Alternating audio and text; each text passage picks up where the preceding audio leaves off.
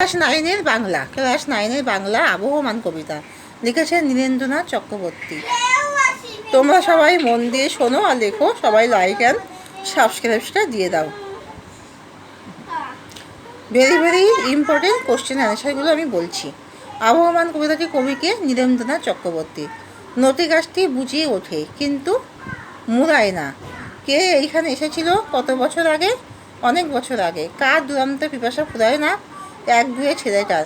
সারাটা দিন আপন মনে কিসের গন্ধ মাখে? ঘাসের। এখনও সেই ফুল দুলছে ফুল সন্ধ্যার বাতাসে। নেভে না তার যন্ত্রণা যে ড্যাশ হয় না বাসি, দুঃখ হয় না বাসি। বাগান থেকে কোন ফুলের হাসি হারায় না কুন্দ। আবহমান কবিতায় কবি কার পাশে গিয়ে দাঁড়াতে বলেছেন? লাউ মাছার পাশে। ছোট ফল কোন সময় বাতাসে দোলে? সন্ধ্যাবেলা। কে এইখানে এসেছিল কত বছর আগে? অনেক বছর আগে। কে এখানে ঘর বেঁধেছে ড্যাশ অনুরাগে, নিবিড় অনুরাগে। নদী গাছটি বুড়িয়ে ওঠে কিন্তু ড্যাশ মুড়োয় না। কবি আবহমান কবিতায় পাঠককে দাঁড়াতে বলেছেন লাউ মাছার পাশে। কে এইখানে ঘর বেঁধেছে নিবিড় অনুরাগে। নেভে না তার যন্ত্রণা যে দুঃখ হয় না বাসি। এখনও সেই ফুল দুলছে ফুল সন্ধ্যার বাতাসে। আবহমান কবিতাটির মূল কাব্যগ্রন্থ অন্ধকার বারান্দা। কে এইখানে হারিয়ে গিয়েও আবার ফিরে আসে ড্যাশ তারা ফিরে আসে, তারা চাঁদকে ভালোবেসে তারা ফিরে আসে। নেভে না তার কি নেভে না যন্ত্রণা।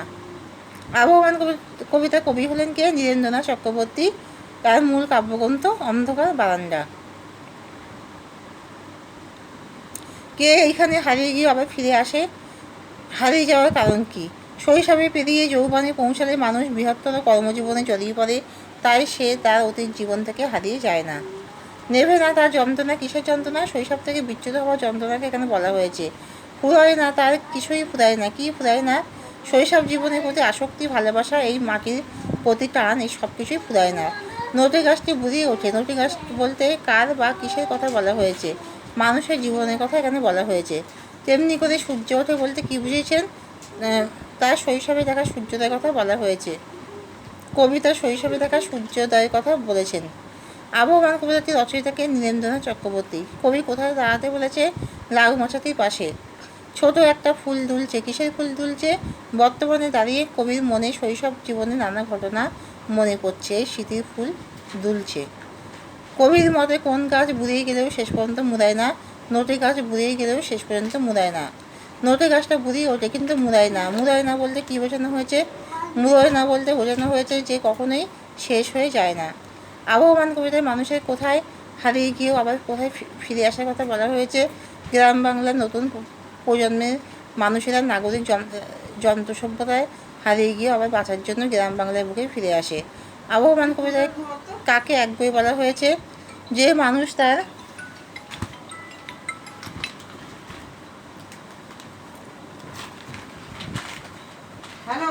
না ফোনটা হয়ে গেছে, ওরা কেটে দিয়েছে, ওরা আবার করবে।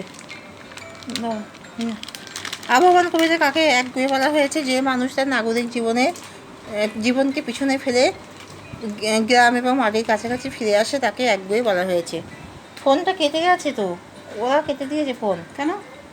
আমি তো ঢুকছিলাম, আবার করবে। দেখো এই যে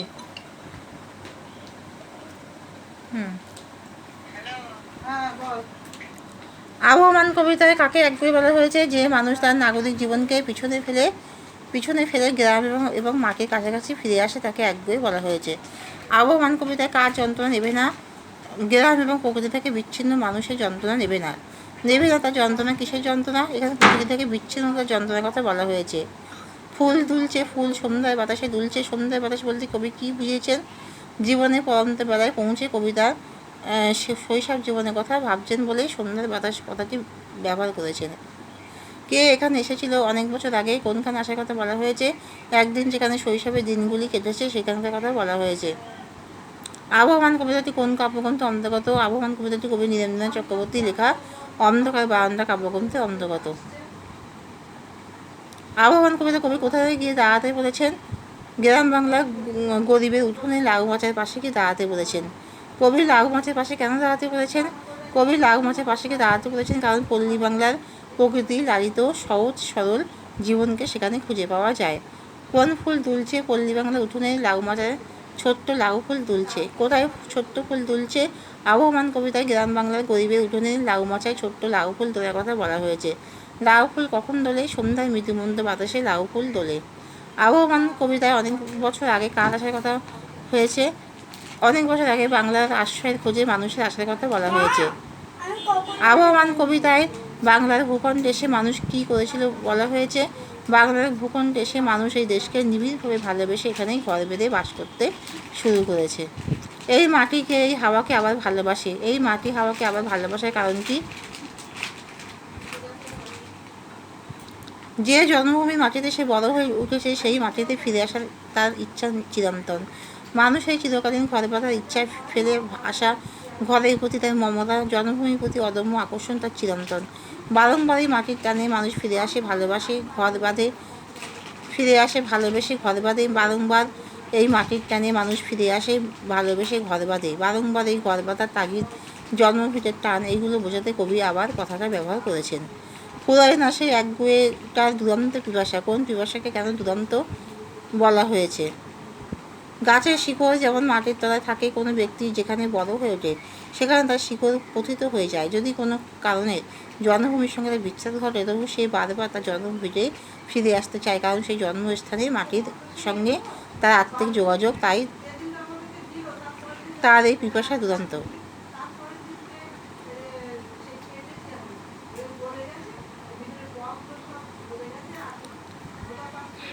যে জন্মভূমি মাটিতে সে বড় হয়ে উঠেছে সেই মাটিতে ফিরে আসা তার ইচ্ছা চিরন্তন। মানুষের চিরকালীন ঘর বাঁধার ইচ্ছার জন্য সে বারবার করে তার এই জন্মভূমি, যেখানে তার এই ভালোবাসার শিকড় গেড়ে বসে আছে, সেখানে সে ফিরে আসে।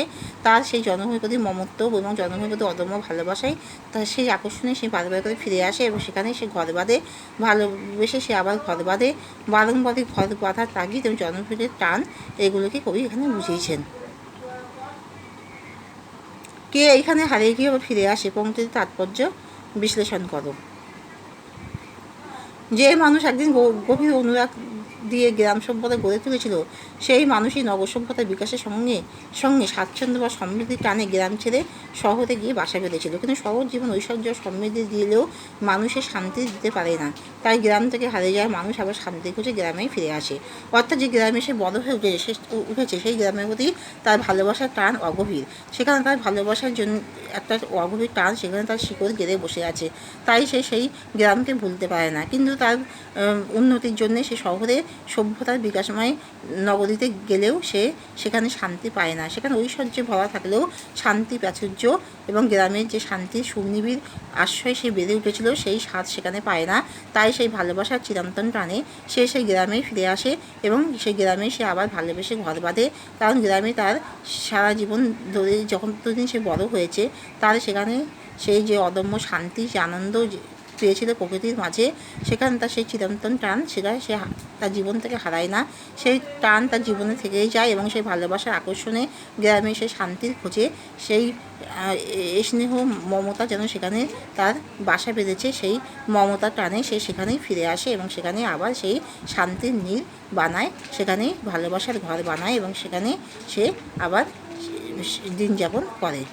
যা গিয়ে ওই উঠানে তোর তোর দাঁড়া, উঠানে গিয়ে দাঁড়ালে কি চোখে পড়বে? বাড়ির সামনে ফাঁকা জায়গাকে উঠান বলা হয়। গ্রাম বাংলা যে কুটির নির্মাণ করা হয় সেই বাড়ির সামনে অনেকটাই ফাঁকা জায়গা থাকে, তাকে উঠান বলা হয়। ঘর থেকে বেরিয়ে সেই লাউ মাচা দেখতে পাওয়া যাবে। লাউ মাচায় ফুল হয়েছে, সবাই একটু পড়াই।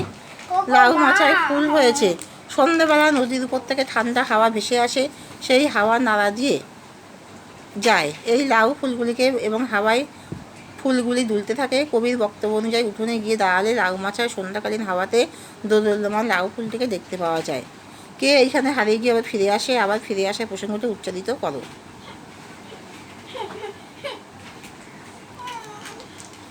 মানুষ আবার ফিরে আসে।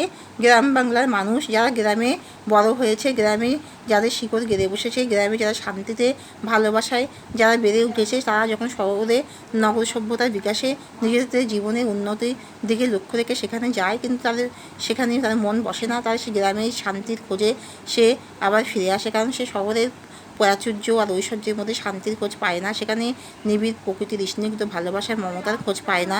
তাই সে গ্রাম বাংলার শান্তি এবং মমতার খোঁজে সে আবার সেই গ্রাম বাংলাতে ফিরে আসে, যেখানে তার চিরন্তন মন যেখানে পড়ে আছে, যেখানে তার শিকড় গেড়ে যেখানে তার শিকড় গেড়ে বসে আছে, সেই প্রকৃতির মাঝে চিরন্তন ভালোবাসায় সে আবার ফিরে আসে। কারণ ভালোবাসায় ঘর ছেড়ে যেতে হয়েছে তাকে বহু দূরে, আবার অন্য কেউ এসে ঘর বেঁধেছে, জীবন শুরু করেছে। আবার কোনো কারণে কেউ যদি ভালোবাসায় ঘর ছেড়ে চলে যেতে বাধ্য হয়, তাহলে সেই ভিটের টানে আবার ফিরে এসেছে। কারণ এই ভালোবাসা হচ্ছে খুবই গুরুত্বপূর্ণ। এই যে প্রকৃতির মধ্যে স্নিগ্ধ ভালোবাসার মমতা, সেই খোঁজ সে শহরে পায় না। তাই এই মমতার গভীর টানে সে সেখানে ঘর বাঁধতে পারে না শহরে, সেই গ্রামেই সে বারবার করে ছুটে আসে, গ্রামে শান্তির এবং ঐশ্বর্যের নিবিড় বন্ধনে, শান্তির এবং মমতার নিবিড় বন্ধনে, যেখানে প্রকৃতির মধ্যে তার প্রেমের গভীরত্ব যেখানে গেড়ে বসে আছে, সেই মমতার টানে সে সেখানেই ফিরে আসে এবং সেখানেই আবার ঘর বাঁধে। এখানেই শেষ করলাম।